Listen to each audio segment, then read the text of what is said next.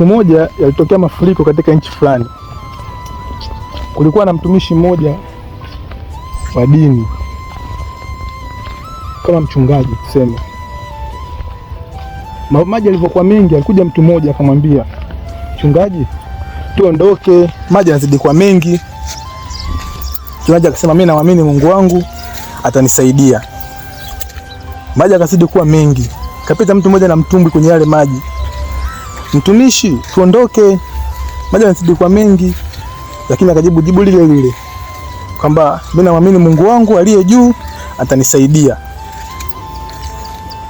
Yule mtu akaondoka. Maji yakazidi kuwa mengi mpaka akamfikia shingoni.